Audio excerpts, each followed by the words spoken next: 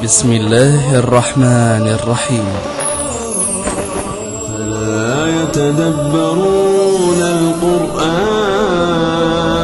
तो क्या ये लोग कुरान में जरा भी गौर नहीं करते या उनके दिलों पर ताले पड़े हुए हैं?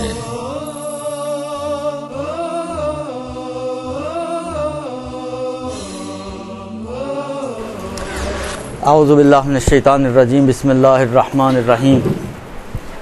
अल्हम्दुलिल्लाहि रब्बिल आलमीन व सल्लल्लाहु अला मुहम्मदिन व आलिहि तय्यबीन अत्ताहिरीन अल मासूमीन व लअनतुद दाइम अला अदाइहिम अजमईन मिनल आन इला क़ियाम यौमिद्दीन। अम्मा बअदु फ़क़द क़ाल अल्लाहु तबारक व तआला फ़ी किताबिहिल करीम व क़ौलुहुल हक़ व हुवा अस्दक़ुल क़ाइलीन। बिस्मिल्लाहिर्रहमानिर्रहीम। इज़ा क़ुमतुम इलस्सलात फ़ग़सिलू वुजूहकुम व अयदियकुम इलल मराफ़िक़ फ़मसहू बिरुऊसिकुम व अर्जुलिकुम इलल काबैन। दुरूद भेजते मोहम्मद वाले मोहम्मद।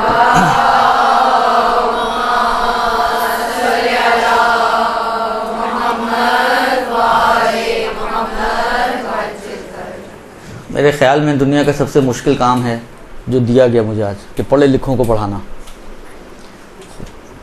वुज़ू के बारे में कहा गया कि जी इनको वुज़ू के बारे में इनको बता दें। वुज़ू तो बिलाखिर आप लोग दिन रात करते होंगे, दिन में 5 टाइम ना भी करें तो 3 टाइम तो करती ही होंगी, और 3 ना करती होंगी तो 2 तो करती ही होंगी, अगर फजर किसी पे माफ़ हो तो। अर्ज़ ख़िदमत ये है कि, लेकिन अर्ज़ ख़िदमत ये करूँ आपकी कि जब भी वुज़ू के मसाइल बयान हुए हैं, बा इनके रोज़मर्रा पेश आने वाला मसला है, बा इनके बहुत ज़्यादा बयान होने वाला मसला है, लेकिन उसके बावजूद इतने सवालात पे वजूद में आते हैं कि फिर सोचने पे इंसान मजबूर होता है इससे पहले आप लोग कर क्या रहे थे। लेकिन देखें अब आज क्या होता है, किस किस का वुज़ू सही होता है, किस किस के वुज़ू में गड़बड़ें निकलती हैं। देखें, अभी हम बजाय इसके कि इस क़ील काल में पढ़ें कि आग़ा ख़ुई क्या कहते हैं, आग़ा ख़ुमैनी का क्या नज़रिया था, आग़ा सिस्तानी की क्या राय है, आग़ा ख़ामनाई का क्या मबना है, हम एक ऐसा वुज़ू निकालते हैं किताबों में से कि जो सब के नज़दीक सही हो। यानी आपकी तक़लीद किसी की भी हो, आप आग़ा ख़ुई की तक़लीद में हो, आप आग़ा सिस्तानी की तक़लीद में हो, आप आग़ा ख़ुमैनी की तक़लीद में हो, आप आग़ा ख़ामनाई की तक़लीद में हो, या इनके अलावा XYZ किसी और की तक़लीद में हो, एक ऐसा वुज़ू हम सीखें कि किसी भी तक़लीद में हमें कोई मुश्किल पेश ना आए। और फिर ये मसला ना हो कि मतलब फ़र्ज़ करें जब बिलाखिर इंसान है तो जब इंतकाल होता है तो हम परेशान हो कि जी अब हम तो इस तरह वुज़ू करते थे तो अब इस तरह बोला जा रहा है, तो वो पिछली नमाज़ों का क्या होगा, तो अगली नमाज़ों का क्या होगा। तो ये कहानियाँ जो शुरू होती हैं वो वजूद में ना आए, जिसको मैं आम तौर पे ताबीर करता हूँ एक एहतियाती वुज़ू। ऐसा वुज़ू जो एहतियात के मुताबिक हो। अगर आपके जहन में हो, पता नहीं है या नहीं है, वल्लाहु आलम, लेकिन ये एक बात आती है तक़लीद के चैप्टर में, बिल्कुल शुरू में जब तक़लीद करने की बात आती है तो वो कहते हैं कि वहाँ पर आपके पास 3 ऑप्शन हैं, या आप ख़ुद मुज्तहिद हो जाएं, या एहतियात के मुताबिक अमल कर लें, या तक़लीद कर लें। तो एहतियात के मुताबिक अमल जब भी आप करेंगी तो इस एहतियात का नतीजा ये निकलता है कि आपको ये इत्मीनान हो जाता है कि मेरा अमल मुताबिक वाक़े है, मेरा अमल वाक़े के मुताबिक है। अब मुमकिन है जो बातें मैं आपकी खिदमत में भी बयान करने जा रहा हूँ, आप किसी की तौज़ी उठा के देखें तो उसमें वो ना मिले आपको, या उस तरीके से ना मिले जिस तरह मैं बता रहा हूँ आपको। उसकी वजह यह है कि वो उनका फतवा है या वो उनकी राय है। हम किसी की भी राय को, किसी एक राय को हम अख्ज़ नहीं करना चाह रहे। हम चाह रहे हैं कि जो वुज़ू हो वो एहतियात के मुताबिक हो जाए। लिहाजा मुमकिन है वो किसी की राय के साथ मुआफ़िक हो, या किसी बात जुज़ियात के अंदर कोई कीलो काल निकल है। मसलन मिन बाब मिसाल, मसे के बाब में एक मसा ये कि आप ऊपर से नीचे की तरफ हाथ खींचें। सवाल आया नीचे से ऊपर खींच सकते हैं नहीं खींच सकते हैं? बाज़ फ़ोका कहते हैं हाँ, बाज़ ने एहतियात लगाई, जैसे आगा खुई की तरह एहतियात थी कि ऊपर से नीचे खींचा जाए। बस बाज़ ने कहा हाँ और बाज़ ने कहा, लेकिन ऊपर से नीचे सबने कहा हाँ। नीचे से ऊपर में कोई कह रहा है हाँ, कोई कह रहा है ना। अब फ़र्ज़ करें मैं आपको कहूँ जी वुज़ू में आप मसा हमेशा ऊपर से नीचे करें। अब आपने आगा सिस्तानी की तौज़ीह देखी, वो कहते हैं नीचे से ऊपर भी हो सकता है। तो कल एतराज़ ना कीजिएगा कि आपने तो कहा था ऊपर से नीचे ही करना है, ये तो नीचे से ऊपर की भी इजाज़त दे रहे हैं। तो वो जो नीचे से ऊपर की इजाज़त है वो खिलाफ एहतियात है, और मैं जो आपको बयान कर रहा हूँ वो एहतियात वाला बयान कर रहा हूँ। तो वो ऑटोमेटिकली जो चीज़ें खिलाफ एहतियात हैं वो कैंची हो जाएंगी और वो कट जाएंगी। दुरुस्त? यानी अगर आप आगा सिस्तानी जो नीचे से ऊपर की इजाज़त देते हैं उनसे सवाल करें कि ए आगा सिस्तानी, मैंने जो वुज़ू किया है मसा ऊपर से नीचे किया है, वुज़ू सही है सही नहीं है? वो भी कहेंगे सही है। तो वो एक इख्तियार है आपको कि आप ये भी कर सकते हैं, वो कर सकना ज़रूरी नहीं है। हाँ, अगर फ़र्ज़ करें आगे सिस्तानी ये कहें कि जी नीचे से ऊपर ही होना चाहिए, उल्टा हो मसा, सीधा नहीं कर सकते, तो फिर मसला आ सकता है कि जी आगा सिस्तानी के मुक़ल्लिद जो है नीचे ऊपर से नीचे नहीं करेंगे बल्कि वो नीचे से ऊपर की तरफ करेंगे। तो वो अगर ऊपर से नीचे करेंगे तो उनका मसा गलत हो जाएगा। ये फिर आ सकती है बात, लेकिन ये तो कोई भी नहीं कहता ना। ऊपर से नीचे मसा करना सब मानते हैं, ये सबके नज़दीक सही है। जो कीलो काल है वो नीचे से ऊपर। इसी तरह मसा फ़र्ज़ करें सवाल, ज़िगज़ैग मसा कर सकते हैं? वही वाली बात है, कर सकते हैं। किसके नज़दीक कर सकते हैं? आगा सिस्तानी के नज़दीक कर सकते हैं, लेकिन आगा खुई मसलन मना करते थे, एहतियात लगाते थे। तो अब जो एहतियाती वुज़ू में बयान किया जाएगा तो ये नहीं बताया जाएगा कि जी आपको ज़िगज़ैग भी कर सकते हैं, उसके ऊपर ऑटोमेटिकली कैंची चल जाएगी। लिहाजा सिर्फ वो बातें यहाँ पर बयान की जाएंगी कि जो सब फ़ुक़हा जिसको कबूल करते हैं, जिसको मानते हैं, और जिसको करने के बाद आपका वुज़ू सही हो जाएगा। इसमें एक दो जगह कुछ टेक्निकल चीज़ें अब देखें, वहाँ जब पहुँचेंगे तो देखते हैं कि किसकी समझ में कितना आता है। सबसे पहली चीज़, अच्छा, वुज़ू के अंदर 3 चीज़ें धोने की हैं और 3 चीज़ें मसे की हैं, ये वाजिबात हैं। जो वाजिब वुज़ू है उसमें 3 चीज़ें धुलने वाली हैं, चेहरा, सीधा हाथ और उल्टा हाथ, और 3 चीज़ें मसे की हैं, सर, सीधा पैर और उल्टा पैर। तो 3 धोने को अरबी ज़बान में कहते हैं गस्ल, गुस्ल नहीं गस्ल, गस्ल यानी धोना। दुरुस्त? और मसे को मसी बोलते हैं। फमसहू भी जो आयत पड़ी, फमसहू बिरूसिकुम, अपने सरों पर मसा करो और पैरों पर मसा करो काबैन तक, वो मसे को मसा ही कहा जाता है। तो वुज़ू मुरक्कब है गसलात और मसहात का। गसलात यानी धोने वाली चीज़ें और मसहात यानी मसे करने वाली चीज़ें, इन दोनों चीज़ों को मिलाएं तो वुज़ू बनता है। ये वाजिबात के एतबार से है। अगर मुस्तहबात में चले जाएं, देखिए आने हमें दोनों चाहिए उसूली तौर पर।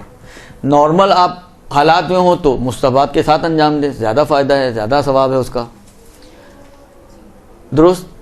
लेकिन वाजिब भी आना चाहिए, इसलिए कि कभी इज़्तिरारी कैफियत में वक्त कम है आपके पास, आप मुस्तहबात के साथ अंजाम दें तो आपका मुमकिन है नमाज कज़ा होने का खौफ हो, तो आपको शॉर्ट करके वाजिब वुज़ू करना है, तो पता तो हो वाजिब वुज़ू कितना है, तो वो भी आना चाहिए। यही सूरत हाल नमाज की भी है। नमाज में भी हमें मुस्तहबात का भी अंदाज़ा होना चाहिए और वाजिबात का भी अंदाज़ा होना चाहिए कि कभी अगर ऐसा मौका आ जाए कि आपको वाजिब नमाज पढ़ना ज़िम्मेदारी बन जाए तो आप शॉर्ट करके नमाज पढ़ सकें। वैसे तो हमारी वैसे ही शॉर्ट होती हैं, लेकिन मज़ीद शॉर्ट। दुरुस्त? हाँ, शॉर्टर। अर्ज़ खिदमत ये है कि जहाँ तक मुस्तहबात का ताल्लुक़ है, अच्छा, आम बचपन से जो आप दीनियात पढ़ते हैं, अब आप पता नहीं आप लोगों ने पढ़ी है नहीं पढ़ी है, लेकिन जो हमने पढ़ी हुई है बचपन में, 2 दफ़ा हाथों को धोना कलाई तक। दुरुस्त? ये 2 दफ़ा हाथों को धोना मुतलक़न नहीं है, ये बाज़ कंडीशंस में है, बाज़ कंडीशंस में नहीं है। दुरुस्त? बाज़ कंडीशन में तो बिल्कुल मुस्तहब भी नहीं है, बाज़ में है और बाज़ में नहीं है, बाज़ में 1 दफ़ा धोना है, बाज़ में 2 दफ़ा धोना है। अब मुझे बहुत इस वक्त याद नहीं रहा, मैं ज़रा देख लेता तो बेहतर होता, लेकिन इस वक्त मेरे जहन में ताबीर नहीं है।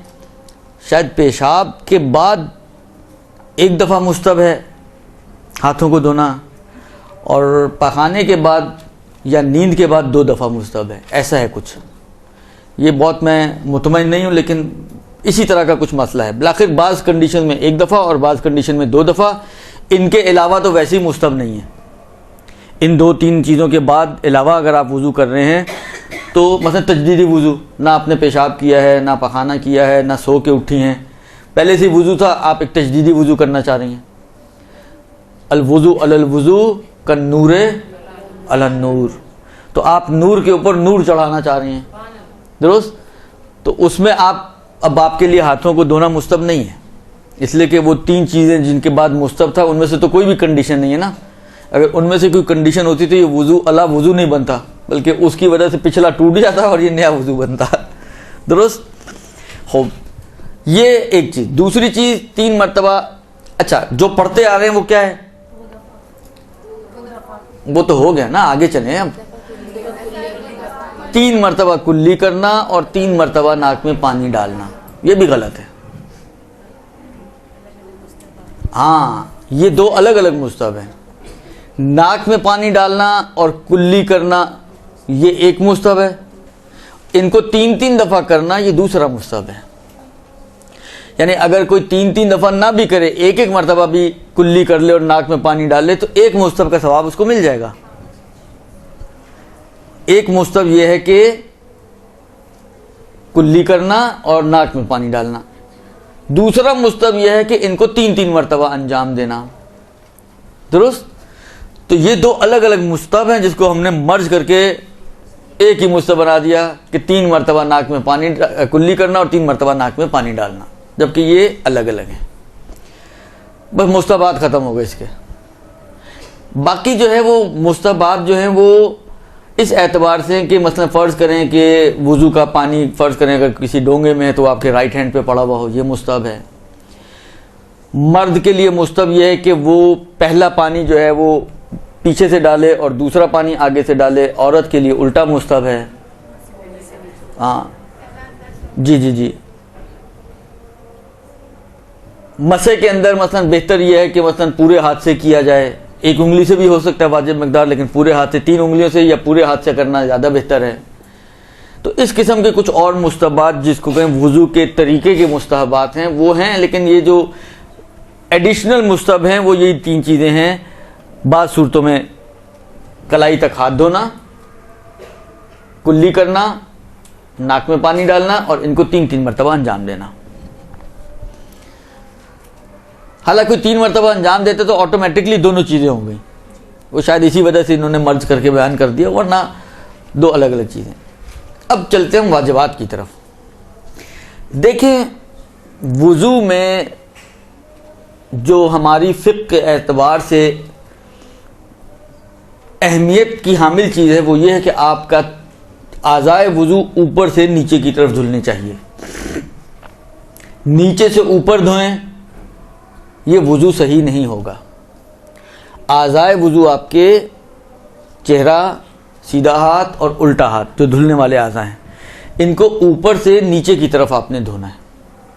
अच्छा, अब बहुत से लोग करते क्या हैं, अब यहाँ से वुज़ू ख़राब होने शुरू हो रहे हैं।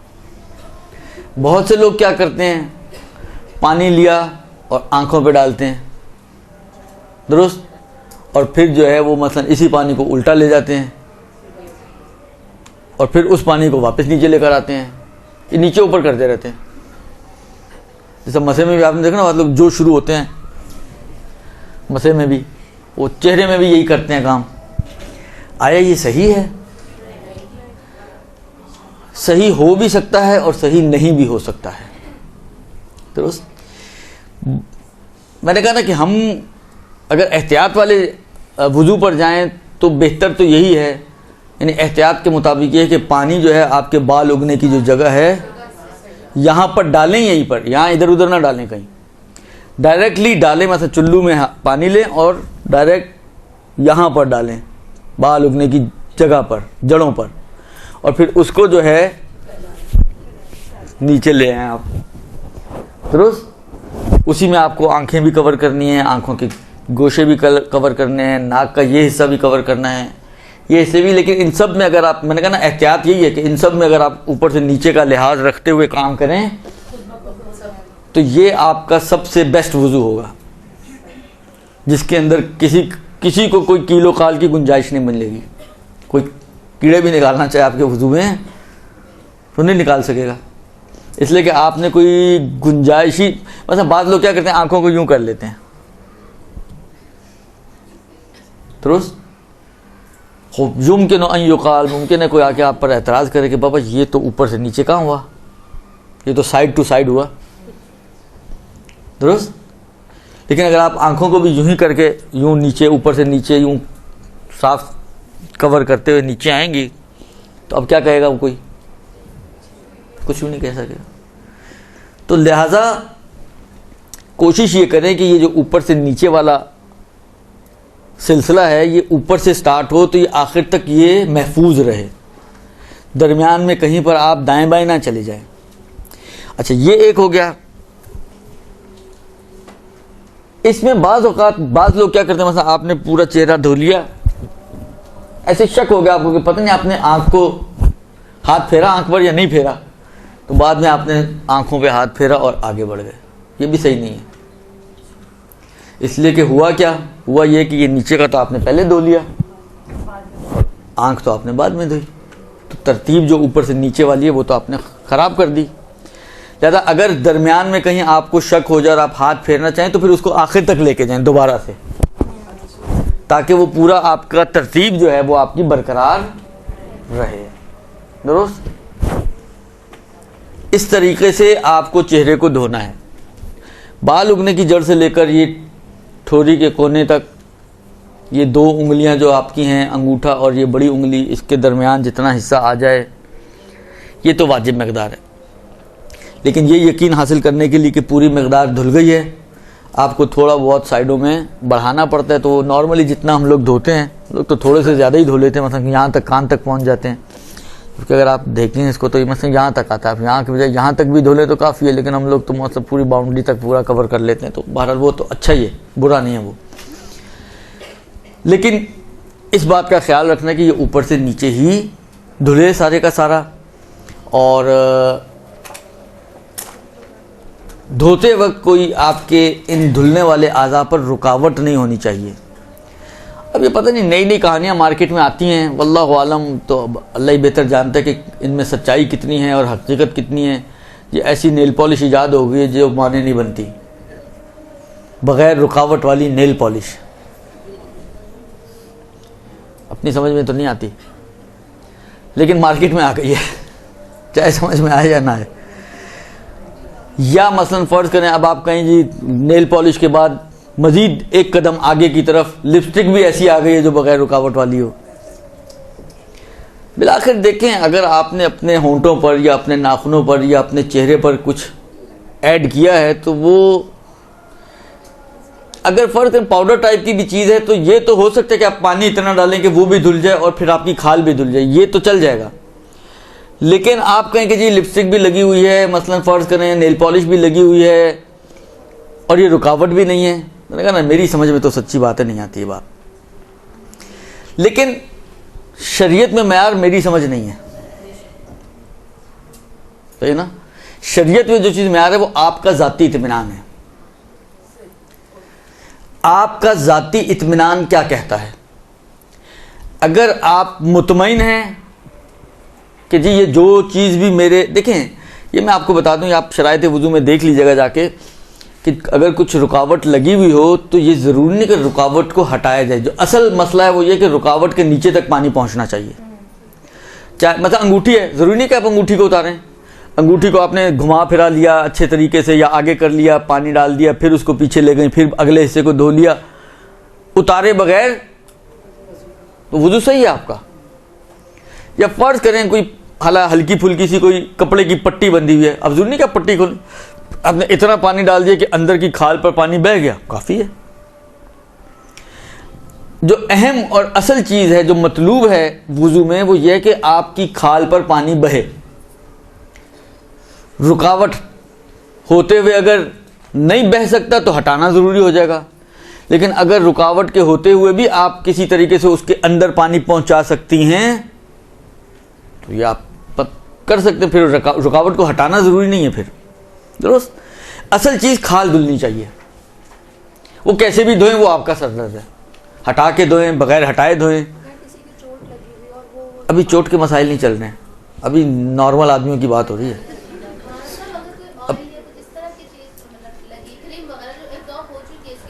मैंने कहा ना कि देखें, कुछ भी लगा हुआ है, ये आप फर्ज करें इतना टाइम 3 घंटे पहले आपने लगाई थी क्रीम, आपको इत्मीनान है कि अब ख़त्म हो चुकी है, अब एब्जॉर्ब हो चुकी है, अब इस पर कुछ नहीं बचा मेरी खाल पर, आप वुज़ू कर सकते हैं। ये आपका इत्मीनान चाहिए।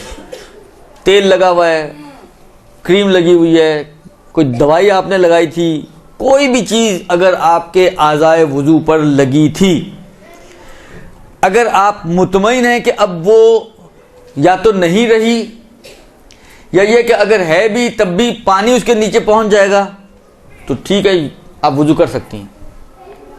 लेकिन अगर आपको डाउट भी हो जाए कि पता नहीं अभी वो बाकी है या बाकी नहीं है, तो डाउट की सूरत में भी एहतियात करनी पड़ेगी, तहकीक करनी पड़ेगी, चेक करें, यहाँ तक कि आपको इत्मीनान हासिल हो जाए कि अब रास्ता क्लियर है। अच्छा, बच्चे अगर वजू करके इस तरह से वजू करके नेल पॉलिश में नमाज पढ़ रहे हैं तो उनको टोकना ज़रूरी है? उनका तो इत्मीनान ज़्यादा ही होता है। भैया देखें, टोकना तो वहाँ होता है जहाँ पर कोई गलत कर रहा हो। बकौल आपके उनका इत्मीनान है तो फिर आपको उसने गलत क्या किया?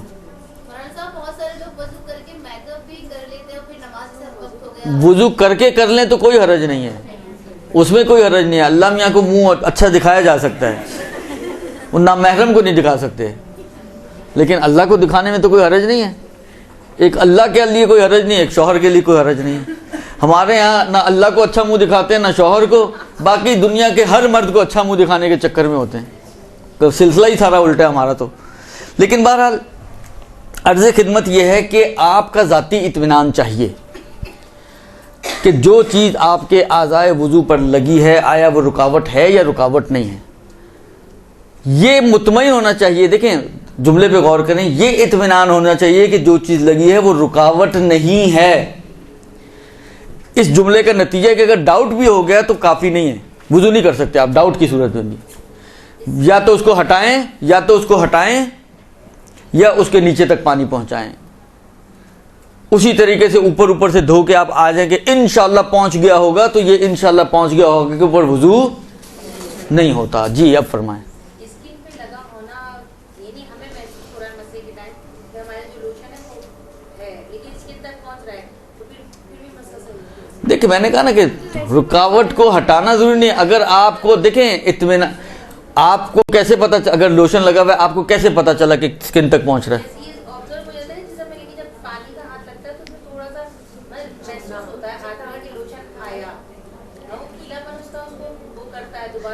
देखिए, मैंने अर्ज़ किया ना कि ये सारी चीज़ें वो हैं जो आपके ज़ाती इत्मीनान की तरफ पलटती हैं। आया आप मुतमईन हैं? देखें, मसे में अभी तो खैर हम तो धोने की बात कर रहे हैं, आप तो सीधी छलांग मार के मसे पे भी पहुंच गई हैं। मसा भी वैसे आएगा बाद में, तो मैं मसे को मसे में बताता हूँ। अभी पहले धो लें ज़रा, चेहरा तो धोएं, फिर पैर का मसा करेंगे ना, दुरुस्त हो। बस धोने में चाहे चेहरा हो चाहे बाजू हो, ये इत्मीनान होना चाहिए आपको कि कोई रुकावट नहीं है। अगर डाउट भी है तो आप वुज़ू नहीं कर सकते जब तक कि आप मुतमईन ना हो जाएं कि जिस रुकावट का डाउट था वो बरतरफ हो चुकी है, या ये कि ऐसी रुकावट है कि उसके नीचे पानी मैं पहुंचा लूँगी। दुरुस्त, ऊपर से नीचे धोना है चेहरा, उसका ख्याल रखना है, कोई रुकावट नहीं होनी चाहिए। कोई भी बज़ाहिर तो ये लिपस्टिक है या आई शेड्स वगैरह अला बला जितना भी डिस्टेम्पर आप लोग लगाते हैं, ये जो है बिलाखिर रुकावट बनता है बज़ाहिर, तो इसको या तो हटाएं या इतना पानी डालें कि ये भी धुल जाए और आपकी स्किन भी धुल जाए, तो आपका काम चल सकता है। इनके होते हुए ज़रा मुश्किल है। लिहाजा माशाल्लाह बहुत सारी बच्चियाँ, पता नहीं कितनी की शादियाँ हुई हैं और कितनी की होने वाली हैं अभी, तो जब आप दुल्हन बनना चाहें तो वुज़ू करके दुल्हन बने। उसकी वजह यह है कि माशाल्लाह इतना ख़र्चा आपने किया होता है अपने चेहरे के ऊपर, दुरुस्त। इतने ख़र्चे के बाद अब आपको याद है, ओ मैंने तो वुज़ू किया ही नहीं था और नमाज का टाइम हो गया, तो आपको हटाना वाजिब है। अब आप कहें जी 10,000 खर्च हो गए कि 15,000 खर्च हो गए कि 25,000 खर्च हो गए, तो वो हुए तो हुए, आपने आपकी गलती तो आप भुगतें। ये तो नहीं हो सकता कि गलती करें आप और भुगते अल्लाह। तो वो इसलिए बेहतर यही है कि आप पहले वुज़ू करें और वुज़ू करने के बाद पार्लर वगैरह जाएं और अपना हुलिया चेंज करें। लेकिन वुज़ू अगर बेइज्जती तो तय होती है, वो सजदा में रुकावट नहीं बनती। अरे पहले वुज़ू तो कर लें, जब वुज़ू के लिए उतारेंगी तो खुद ही रुकावट ख़त्म हो जाएगी ना।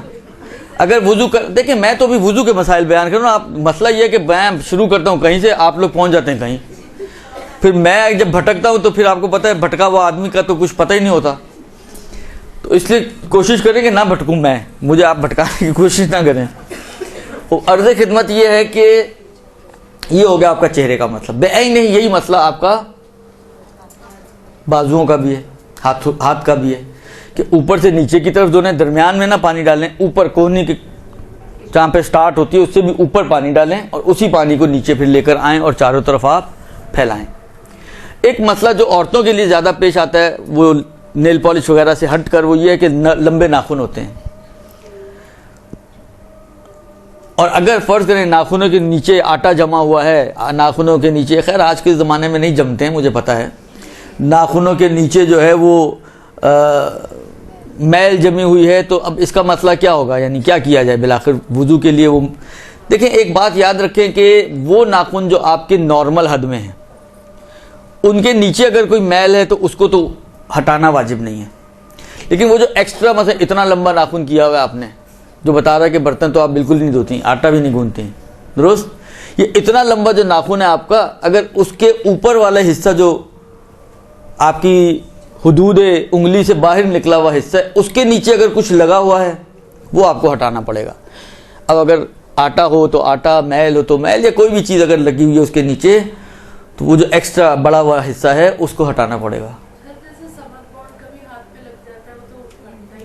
तो हाथ तो उखड़ सकता है। बिलाखिर देखें,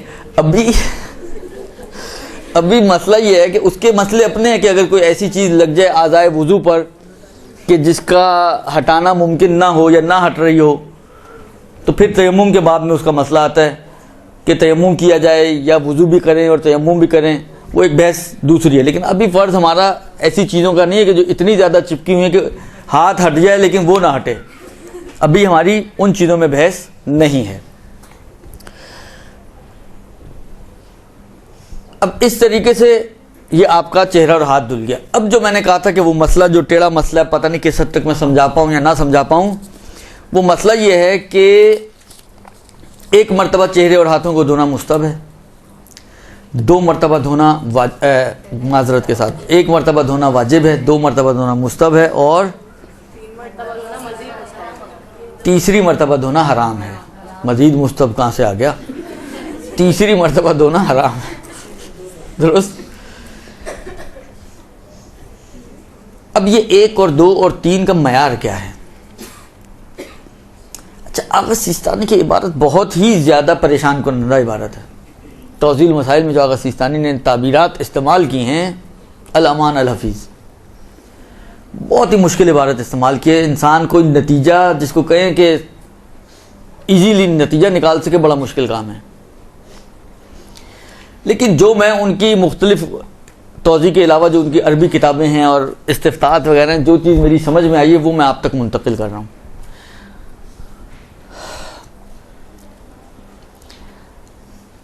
देखें, अब ये एक बहस है, इल्मी बहस, कि 1 या 2 या 3 होना ये आपकी नीयत के ऊपर डिपेंड करता है या नहीं, एक वाक़इयत है, हकीकत है। जब हो गया तो हो गया, आप नियत करें या आप नियत ना करें, दुरुस्त। ये एक इल्मी बहस है, इसके अंदर इख्तलाफ है फ़ुक़हा के दरमियान। आगा खुई इसको मानते थे कि ये आपकी नीयत के ताबे, लिहाजा आगा खुई की तौज़ी देखें तो उसमें लिखा हुआ कि अगर आप नियत करें कि 1 हो जाए और उस 1 की नीयत से 10 चुल्लू भी पानी डाल लें तो वो 1 ही काउंट होगा। इसके मुकाबिल में आगा खुमैनी का नज़रिया था, कहते थे नहीं, ये आपकी नीयत के ताबे थोड़ी, ये तो एक खारजी हकीकत है। जब 1 बंद हो गया, 1 का मतलब क्या है, चेहरा एक मर्तबा धोएं, यानी जब आपने इतना पानी डालकर फैला दिया चेहरे पर कि अब आगा सीसानी की ताबीरात कुछ इस तरह की हैं कि अब एहतियात की भी गुंजाइश नहीं बची, यानी इतना धो लिया आपने, लेकिन आप अभी अपनी नीयत नहीं ख़त्म कर रहे, आप 4 चुल्लू और डाल रहे हैं इसी नीयत से कि अभी भी एक ही हो। आगा सीसानी कहते हैं कि ये आपकी नीयत के ऊपर नहीं डिपेंड करता, वो जो एक होना था वो तो हो चुका, आप खुद ब खुद ही आप दूसरे की हद में दाखिल हो चुके हैं। समझ में आ रही बात? यानी एक होना या 2 होना ये आपके ऊपर नहीं है कि जब आप क्लोजिंग एंट्री पास करेंगे तो उस वक्त ही एक होगा, जब तक आपकी नीयत क्लोज नहीं होती उस वक्त तक आप 100 चुल्लू भी डाल लें तो वो एक ही चल रहा है, जिस तरह के आगा खुई मानते थे इस बात को। आगा खुमैनी, आगा सिस्तानी कहते नहीं, ऐसा नहीं, ये आपकी नीयत का ताबे नहीं है एक या 2 होना, ये एक खारजी हकीकत है। जब आपका चेहरा इतना धुल चुका है कि जिसमें अब मजीद गुंजाइश नहीं है एहतियात की, तो ये ऑटोमेटिकली एक हो गया। अब अगला चुल्लू जैसे ही आप डालेंगे तो ये चाहे आपने नीयत ना भी की कि मैं दूसरा धो रहा हूं, ये खुद ब खुद दूसरा शुरू हो गया। हाँ, ये मुस्तफ़ वाला शुरू हो गया। और दूसरी मर्तबा भी इतने चुल्लू डालकर आपने पहुंचा दिया कि धुल चुका है, और अब जो अगला चुल्लू आप डालेंगे तो ये ऑटोमेटिकली अब आप हराम के दायरे में दाखिल हो गए। चाहे आप कहें मैंने तो अभी तक अपनी नीयत ख़त्म ही नहीं की, मैं तो अपनी एक ही की नीयत से धो रहा हूँ। और सर, अगर पहला वाजिब की नीयत से और दूसरा और तीसरा दोनों मुस्तहब की नीयत से डालें तो है ही नहीं, तो मुस्तहब तो तीसरा है ही हराम। तो अगर पिछले ऐसे कुछ मैंने तो कहा है अभी तो बहुत सारे वजू ख़राब होंगे, अभी देखते जाएं। अभी पहले मैं मजीद 1-2 बातें कर लूँ तो शायद ठीक हो जाएगा। अच्छा, अब ये जो मैंने कहा, जो बात आपकी खिदमत में की, इसका मतलब क्या ये है कि एक चुल्लू डाला तो एक हो गया, और दूसरा चुल्लू डाला तो 2 हो गए, तो तीसरा चुल्लू डलते ही 3 हो गए और हराम हो गया? आया ये मुराद है? ये भी मुराद नहीं है। एक चुल्लू नहीं, एक धोना। दुरुस्त? फर्ज करें ये मेरा चेहरा है, इस चेहरे को धोने के लिए अगर मैं पानी डालता हूं इधर उधर फैला के, जब तो 3 चुल्लू में धुल जाता है पूरा, तो 3 चुल्लू एक बनेंगे, फिर चौथा चुल्लू दूसरा बनेगा और 7वां चुल्लू तीसरा बनेगा। लेकिन इतनी गुंजाइश तो है कि आप इतना पानी डालें कि चेहरा आपका धुल सके। फर्ज करें कोई थोड़ा सा, अब इतना वसवासी ना हो कि उसके अहकाम ही बदल जाएं, लेकिन थोड़ा सा ज़्यादा उसको शक होता है, तो उसका मुमकिन है वो 5 चुल्लुओं में उसको इत्मीनान हासिल होता हो कि जी मेरा अब चेहरा धुल गया, तो वो 5 चुल्लू एक हैं। क्योंकि मिलाक चुल्लू नहीं है कि कितने चुल्लू डाल रहे हैं, मिलाक धोना है कि 1 मरतबा धोना, 2 मरतबा धोना और 3 मरतबा धोना। ये 1 मरतबा धोना कब बनेगा? जब पूरा चेहरा धुल जाएगा तो 1 दफा बनेगा। आप फर्ज करें आप टुकड़ों टुकड़ों में चुल्लू डाल रही हैं, आपने थोड़ा सा डाला, थोड़ा सा खींच लिया, फिर डाला, फिर खींच लिया, आपने 10 चुल्लुओं के अंदर ये पूरे चेहरे को धोया, तो ये 10 मिलाकर 1 बन जाएगा। यानी आगा सिस्तानी के नजरिए में मिकदार चुल्लू अहम नहीं है, जो अहम है वो ये कि जब आपका धुल गया तो वो 1 हो गया, चाहे भैया आपने नीयत क्लोज ना भी की हो, लेकिन पहली ही की नीयत से अगर आप अगला चुल्लू डालेंगे तो वो दूसरा शुरू हो जाएगा। ये आगा सिस्तानी के नजरिए का हम है। ये एक चीज, ये समझ में आ गई बात? दुरुस्त? इसी के एक दूसरी और बात अगर तौजीह देखें, उसमें आगा सिस्तानी ने ये बात लिखी है कि अगर कोई शख्स 10 चुल्लू डाले और आखिरी चुल्लू में नियत करे, उससे लोग वो आगा खुई वाला मसला समझते हैं, और शुरू में ये बड़ा आया था कि आगा सिस्तानी का आगा खुई वाला मसला है। क्यों? इसलिए कि उनकी ताबीर है कि कोई 10 चुल्लू डाले, और वो ये गौर नहीं करते, आगा खुई कहते थे कि 10 चुल्लू एक ही की नीयत से डाले, ये कहते हैं 10 चुल्लू डाले और आखिरी में वुजू की नीयत करे। इसका मतलब है पहले 9 चुल्लू बगैर वुजू की नीयत के हैं। और ये शायद जो उन्होंने बात कही है वो इस वजह से शायद कही हो कि देखिए जब आपके आज़ा गीले हो ना, तो गीले आज़ा को धोना आसान है, खुश्क आज़ा को धोने में ज़्यादा पानी चाहिए होता है। तो फर्ज करें अगर आपने पहले डालकर गीला कर लिया, तो आप आखिरी में नियत करेंगे तो एक ही चुल्लू में मुमकिन है आपका पूरा चेहरा धुल जाए। दुरुस्त? तो इस बात पे गौर करें, आगा सिस्तानी की ये जो ताबीर है ये आगा खुई वाली ताबीर नहीं है। ये एक चीज़। ये दूसरी चीज़। तीसरी चीज़ जो आगा सिस्तानी के नज़रिए की मुश्किल है वो ये है कि वो ये कहते हैं कि ये मतलब फ़र्ज़ करें आपने 3 4 5 चुल्लू डालकर एक दफ़ा धो लिया, अब गीला है ना चेहरा आपका, तो दूसरा धुलना आसान है, मुमकिन है पहला अगर 5 में धुला है तो दूसरा 2 चुल्लुओं में धुल जाए। तो आगा सिस्तानी ये कहते हैं कि एहतियात ये है कि यूँ समझ लें, अब ये एहतियात में भी एहतियात वाली बात बता रहा हूँ मैं आपको, कि जो जिस मिनिमम चुल्लुओं से आपका दूसरा धुले उससे ज़्यादा पानी ना डालें। फ़र्ज़ करें ये गीला चेहरा आपका 2 चुल्लुओं में दूसरी मरतबा पूरा धुल जाएगा, तो फिर तीसरा चुल्लू ना डालें। एहतियात के ख़िलाफ़ है, एहतियात वाजिब की है आगा सिस्तानी ने। तो ये एक आगा सिस्तानी के मसले की थोड़ी सी पेचीदगियाँ हैं कि जो इबारत से समझना ज़रा मुश्किल होता है लोगों को, इसलिए परेशान बहुत ज़्यादा होते हैं। हत्ता टीचर्स जो पढ़ा रही होती हैं वो भी परेशान होती हैं कि ये बिलाखिर क्या कह रहे हैं आगा सिस्तानी। तो ये है आगा सिस्तानी का नतीजा, यानी दूसरे धोने में एहतियात की है उन्होंने कि एहतियात वाजिब की बिना पर यूँ समझे कि कम से कम पर इक्तफा करें आप। अब जब दूसरा धुल गया तो अब तीसरा नहीं धो सकते, तीसरा धोना हराम है।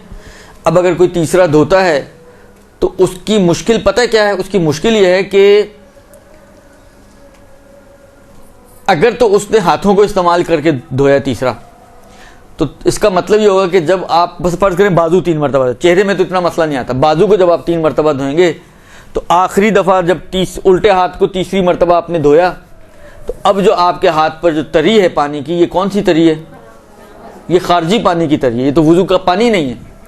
और इससे जब आप मसा करेंगे तो आपका मसा ख़राब हो जाएगा, मसा बातिल हो जाएगा आपका। तो ये जो नॉर्मल हमारे यहाँ जो तरीके राइज हैं उसका इफ़ेक्ट ये पड़ता है कि आपका वुज़ू बातिल हो जाता है एट द एंड, दुरुस्त। वरना अगर फ़र्ज़ करें आप, हालांकि उल्टे को तो आप बगैर हाथ लगाए मतलब नलके के नीचे आपने धो लिया, हाथ लगाना वाजिब तो नहीं है ना, ये तो हाथ आप इसलिए लगाते हैं ताकि पानी हर जगह पहुंच जाए, इत्मीनान हासिल हो जाए। लेकिन फ़र्ज़ करें कोई माशाल्लाह अच्छा इत्मीनान वाला इंसान है, जिस तरह अच्छे शक वाला होता है, अच्छा इत्मीनान वाला कि जल्दी इत्मीनान उसको हासिल हो जाता है, उसने नल के नीचे यूं करके अपना बाजू धो लिया और उसको इत्मीनान हो गया कि हर जगह पहुंच गया, तो बस काफ़ी है। जो चाहिए था वो तो मिल गया ना, इसको इत्मीनान चाहिए था वो मिल गया, इसको काफ़ी है। हालांकि तीसरे को अगर उल्टे हाथ को वो तीसरे पानी से इस तरह भी निकालेगा तो ये मुश्किल खड़ी होगी कि उसका मसा जो है वो बातिल हो जाएगा। लेकिन फ़र्ज़ करें अगर वो चेहरे को 3 मरतबा धोता है, बाकी हाथों को 1 मरतबा धोता है, तो इससे वुज़ू बातिल, गुनहगार होगा लेकिन वुज़ू बातिल नहीं होगा, दुरुस्त जी। तो ये हो गया जनाब आपके धोने का मसला। इसके बाद मरहला है मसों का। सर का मसा एक उंगली से भी किया जा सकता है, लिहाजा एक उंगली को आप सर पे रखें और थोड़ा सा खींच लें। ये यहाँ तक खींच के लाना ज़रूरी नहीं है, क्योंकि यहाँ तक जो खींच के लाते हैं ना फिर उनकी दूसरी मुश्किलात खड़ी हो जाती हैं कि पानी मिक्स हो गया तो पैर के मसे का मसला खड़ा हो जाता है। लिहाजा बेहतर ये है कि आप थोड़ा जो ऊपर का हिस्सा है उधर रखें और ऊपर ही के हद तक रखें, इतना आगे खींच के लाने की ज़रूरत क्या है? बस ये जो बालों की जड़ों पे जहाँ पे आपने पानी डाला था उससे पीछे पीछे तक खींचें। बेहतर यह है कि 3 उंगलियों से या पूरे हाथ से मसा किया जाए, हथेली से और ऊपर से नीचे मसा करें, क्योंकि ये सारे फतवे मौजूद हैं कि पुश से भी मसा हो सकता है, कलाई से भी मसा हो सकता है, नीचे से ऊपर भी हो सकता है, ऊपर से नीचे भी हो सकता है, जिगजैग, ये सारी चीज़ें मौजूद हैं। लेकिन जो वुज़ू मैं भी आपको समझा रहा हूँ जो एहतियात वाला है उसमें क्या है, हथेली से यानी इनर साइड से और ऊपर से नीचे की तरफ मसा करें, तो ये एहतियात के मुताबिक है जिसको सारे फ़ुक़हा ने, इतना तो सब ने माना ही है, दुरुस्त। पैर का मसा, अच्छा सर का मसा ये ऊपर वाले हिस्से में होता है। आपके 4 हिस्से हैं, 2 हिस्से साइडों के, एक हिस्सा बैक और एक हिस्सा फ्रंट जो आसमान को फेस करता है। ये ऊपर वाला जो हिस्सा है इसमें से पूरे हिस्से में कहीं पे भी, बाज़ ख़वातीन की होती हैं बीच की मांग होती है, बीच में कर लें चाहिए। अच्छा ये मांग से याद आया मुझे, आया मांग निकालना ज़रूरी है कि मांग ही पर किया जाए? ये भी ज़रूरी नहीं है, ये भी ज़रूरी नहीं है। बस ये जैसे مثلا बाज़ औक़ात ख़वातीन अपने बाल यहाँ पर क्लिप किए हुए होते हैं, जो नीचे के बाल होते हैं जो यहाँ पर हैं उसके ऊपर मसा नहीं हो सकता। लेकिन ये जो आपकी जो हुदूद बयान की ना मैंने माज़रत के साथ, ये जो हदें हैं ना, मतलब फ़र्ज़ करें ये हिस्सा है आपका, इस हद के अंदर जितने बाल हैं उन बालों के ऊपर भी हो सकते हैं। फ़र्ज़ करें अगर लंबे बाल आपने कंघी की हुई है तो नॉर्मली तो जो बाल होंगे वो हदों वाले होंगे ना, इधर उधर के तो ऊपर नहीं है, वो तो बिखरे हुए बालों में होते हैं। अगर संवरे हुए बाल हों तो नहीं होंगे। तो ये जो ऊपर का हिस्सा, इस पर अगर आप बालों के ऊपर भी हाथ खींच लें तो कोई मसला नहीं है। खूब, इसके बाद लेकिन ये भी ज़रूरी नहीं है कि बिल्कुल एग्जैक्ट दरमियान में हो, इस हद के अंदर थोड़ा साइडों में भी हो जाए तो कोई मुश्किल नहीं है। सर की जड़ों तक भी इसका बिल्कुल जरूरी है? नहीं नहीं, अर्ज़ किया ना कि ऊपर बालों पे भी हाथ खींच सकते हैं, लेकिन ऊपर के बालों पर जो हद के अंदर अंदर वाले बाल हैं। और आखिर में पैर का मसा। पैर का मसा फ़र्ज़ करें ये आपका पैर है, ये उंगली का सिरा है। ताबीर जो तौज़ी वगैरह की वो यही है कि उंगली के सिरे से लें। तो एहतियात ये है कि ये हिस्सा जो थोड़ा सा होता है इसको भी कवर करें, बिल्कुल ऊपर हाथ ना रखें, थोड़ा सा हाथ फ्रंट से उंगलियों के सिरों से लें और उसको खींचते खींचते ये जो पैर का जोड़ है उस जोड़ तक एहतियात की बिना पर ले जाएं। दुरुस्त, उंगली के सिरे से खींचें और जोड़ तक ले जाएं। इसमें भी जो वाजिब है वो ये कि एक उंगली से एक उंगली का आप कर सकते हैं। इसलिए वुज़ू में ये एक बेनिफिट ख़वातीन को मिल सकता है कि अगर पैरों पे नेल पॉलिश लगी हुई है तो वो आखिरी उंगली की नेल पॉलिश साफ़ कर लें और आखिरी उंगली के ऊपर मसा कर लें, तो उनका नेल पॉलिश का नुकसान ज़्यादा नहीं होगा, रिमूवर का नुकसान ज़्यादा नहीं होगा और वुज़ू का भी नुकसान नहीं होगा, वुज़ू भी हो जाएगा। लेकिन ये फ़ायदा वुज़ू में है, गुस्ल में नहीं। हाँ, क्योंकि गुस्ल में एक उंगली को नहीं धोना है, पूरे पैर को धोना है, तो उसके लिए तो फिर पूरे पैर से आपको नेल पॉलिश रिमूव करनी पड़ेगी। लेकिन वुज़ू में ये एक सहूलत मिल सकती है कि जब तक वुज़ू का ज़माना चल रहा है तो उसमें आप एक आखिरी उंगली को, जो सबसे छोटी उंगली होती है जो नज़र भी नहीं आती, उसका नेल पॉलिश से उसको छुट्टी दे दें और उसी के ऊपर मसा करें। उस उंगली के सिरे से लेकर आप पैर के जोड़ तक खींच लें तो ये काफ़ी है। लेकिन इसमें भी बेहतर ये कि पूरे हाथ से पूरे पैर का मसा किया जाए। मसा उंगली के सिरे से ऊपर जॉइंट तक करें, आप उल्टा ना करें। बाज़ के नज़दीक उल्टा भी हो सकता है लेकिन उल्टा ना करें। नीचे से उंगली के सिरे से स्टार्ट करें। मतलब फ़र्ज़ करें यूँ आपने हाथ रखे ना, तो इसी हाथ को जहाँ से फ़र्ज़ करें हाथ उंगलियों से स्टार्ट करें तो कम से कम उंगलियों को खींच कर लेके जाएं। पीछे अपना हथेली से कर रहे हैं तो हथेली को कम से कम हथेली आखिर तक लेकर जाएं। खुलासा ये कि पूरा हाथ आपका उस पैर के ऊपर जहाँ से स्टार्ट कर रहे हैं वहाँ से वहीं पर ही एंड करें, तो पूरा हाथ आपका उस पर फिरे। ये आपके पैर के मसे का मसला है। अब सर और पैर पे भी रुकावट का वही मसला है कि अगर आपके सर पर तेल लगा हुआ है या पैरों पर कोई लोशन वगैरह लगा हुआ है तो आपको ये इत्मीनान होना चाहिए, या तो उसको हटा लें, खुश्क कर लें टॉवल वगैरह से, और ये इत्मीनान आपको चाहिए कि पानी आपका जो है वो आज़ाए मसा के ऊपर आ गया है, फिरा है, दुरुस्त, और रुकावट उसके अंदर भी कोई नहीं होनी चाहिए। ये तकरीबन जो वुज़ू है जो मैंने आपकी खिदमत में अर्ज़ किया, ये कमोबेश वो वुज़ू है कि तकरीबन तमाम फ़ुक़हा इसको मानते हैं। इसी के मुताबिक अगर आप वुज़ू करेंगे तो आपका ये वुज़ू सही होगा और इसमें किसी किस्म की कोई कील वक़ाल नहीं होगी। अगरचे मुमकिन है आप किसी ऐसे की तक़लीद करते हों कि मज़ीद सहूलतों की गुंजाइश हो, लेकिन इस तरह करें तो, क्योंकि देखें इसमें आप हाथ ऊपर से नीचे खींचें या नीचे से ऊपर खींचें, टाइम तो एक ही लगेगा ना। तो एक ही टाइम, एक ही एफर्ट, एक ही सब कुछ होना है, तो क्यों ना आप ऊपर से नीचे खींच लें कि एहतियात के मुताबिक हो जाए। तो छोटे छोटे डिफरेंसेस हैं जिसमें कोई इतना ऐसा नहीं कि आपने कहा नहीं वो ज़्यादा आसान है। पैर का वो बताने वाला था, मैं आपने पूछ लिया। अच्छा, एक मसला जो आता है वो ये आता है कि मसे में, मसा किस चीज़ का नाम है? मसा है आज़ा पर हाथ फेरने का नाम। आप हाथ को स्टिल रखें और सर को खींच लें, यूं पैर पे हाथ रखें और पैर को खींच लें, ये सही नहीं है, ये सही नहीं है। आज़ा हिलने नहीं चाहिए। क्यों नहीं हिलने चाहिए भाई? मतलब आप हवा में पॉलक करके पैर हमारा हिल रहा है तो हम मसा कर सकते हैं? हाँ जी, बिल्कुल कर सकते हैं। अगर आपका हाथ हिल रहा है, देखिए मैंने इसीलिए कहा कि देखें एक मरतबा हिल रहा है, इस तरह से हिल रहा है आपका कि हाथ आपका स्टिल है और पैर ही हरकत कर रहा है और उसी को आप मसा बना रही हैं, तो वो तो सही नहीं होगा। लेकिन फ़र्ज़ करें आपने नॉर्मली जो होता है कि इंसान थोड़ा सा पैर ऊपर करता है और मसा कर लिया, बहुत से लोग इस पर कीलो काल करते हैं, लेकिन इसमें कोई हरज। अगेन अगर आप वही वाली बात है, इन तमाम कीलो काल से बचना चाहें तो बेहतर है कि ज़मीन पे पैर रख के करें, सीधे हाथ से सीधे पैर का, उल्टे हाथ से उल्टे पैर का, एक साथ दोनों मसे ना करें, तरतीबन करें, पहले सीधे पैर का फिर उल्टे पैर का, सीधे हाथ से सीधे पैर। जिगजैग भी आगा सिस्तानी के नज़दीक हो सकता है, लेकिन ना करें। सीधे हाथ से सीधे पैर का, उल्टे हाथ से उल्टे पैर का, एक के बाद एक मसे को अंजाम दें। जी समझ नहीं आई मुझे, क्या चीज़?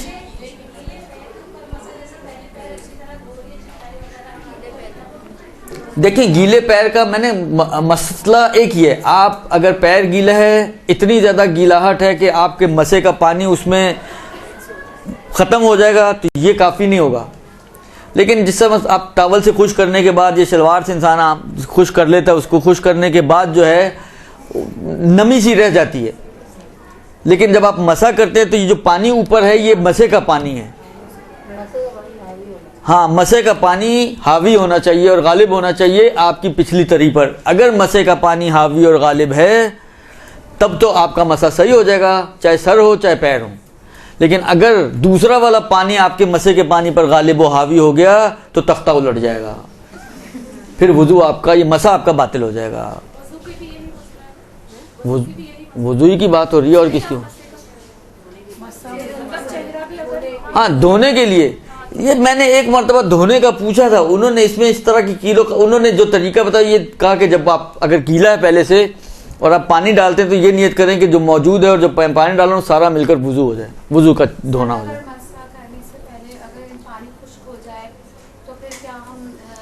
मसा करने से पहले अगर पानी खुश्क हो जाए तो ख़वातीन को तो नया वुजू करना पड़ेगा, इसलिए कि उनकी दाढ़ी नहीं होती। या तो दाढ़ी रख लें, अगर बेनिफिट लेना है तो दाढ़ी रखें, और नहीं लेना, आप कहेंगे नहीं दूसरा वुजू ही बेहतर है दाढ़ी से, तो वो ज़्यादा बेहतर है कि आप दूसरा ही वुजू कर लें। इसलिए कि जो हुक्म है वो यही है। अलबत्ता आगा खुमैनी के नज़दीक एक गुंजाइश थी कि आगा खुमैनी ये फरमाते थे कि किसी भी उज़्व से पानी लिया जा सकता है। तो जो आप में अगर आगा खुमैनी की तकलीद वाली हों तो वो कहीं से भी पानी ले सकती हैं। कहीं से भी मुराद आज़ाए वुजू से, मतलब बाजू से ले लिया, चेहरे से ले लिया, फिर मसा कर लिया। लेकिन आगा खुई और आगा सिस्तानी के नज़दीक दाढ़ी से लेना होता है, और औरतों की क्योंकि दाढ़ी नहीं होती तो इसलिए उनको नया वुजू करना पड़ेगा। जी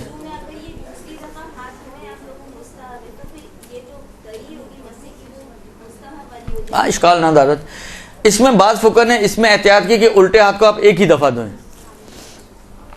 क्योंकि जब आप सीधा हाथ धोएंगे ना, सीधे हाथ से उल्टे हाथ को धोएंगे तो इस पे एक ही दफ़ा वाली तरी होगी, इसकी भी एक दफ़ा वाली तरी है, तो वो फिर आपके मसे का ये एहतियात है। अलबत्ता ये बाज़ फ़ुक़हा की एहतियात है कि उल्टे हाथ को एक ही बार धोया जाए, दो बार ना धोया जाए। ये एक मिनट सिर्फ 2-3 सवाल आते हैं, जल्दी से इनको भी देख लूँ। अगर एक उंगली पर नेल पॉलिश हो तो बहुत बार सुना है कि वुज़ू सही। ये पैर की उंगली का मसला जो मैंने बता दिया आपको, ये हाथों की उंगली में नहीं चलता।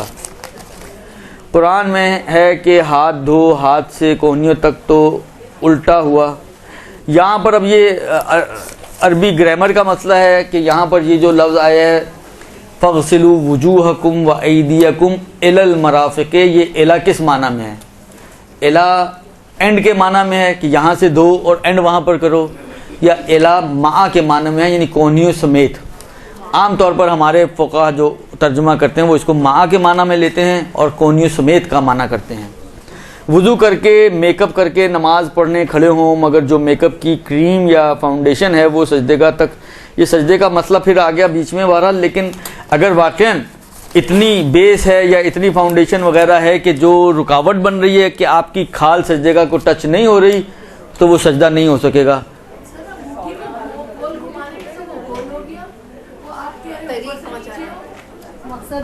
नीचे कर लेना, यूं करके नीचे करके, हाथ तो फेरेंगे ना आप, हाथ ऊपर से नीचे फेरेंगे।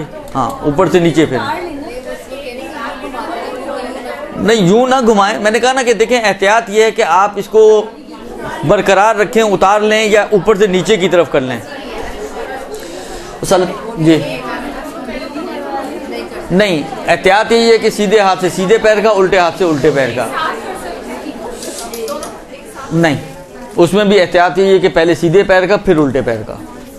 सर अगर कोई बीमार है वो नीचे झुक के नहीं कर तो कितना ऊंचा आप चेहरे तक लें अगर ला सकें तो, जहाँ तक बिलाखिर जहाँ तक मसा हो सके, मजबूरी है ना, आम इंसान बगैर मजबूरी के भी आप ऊपर रख के पैर मसा कर सकती हैं बिल्कुल। आप मतलब जिस आप जहाँ खड़े हों टेबल पे पैर रखें और मसा कर लें, कोई हर्ज नहीं है उसमें, कोई सर मुश्किल अगर नहाए और ये कुछ कर गया लेकिन नीचे मुश्किल नहीं है। ये असल चीज़ ये है, पानी गिर रहा है तो भी गिरने दे गिरने दे। कितने पानी से नहाएंगे सल्लल्लाहु अलैहि वसल्लम। برحمتك يا أرحم الراحمين وصلى الله على محمد وآله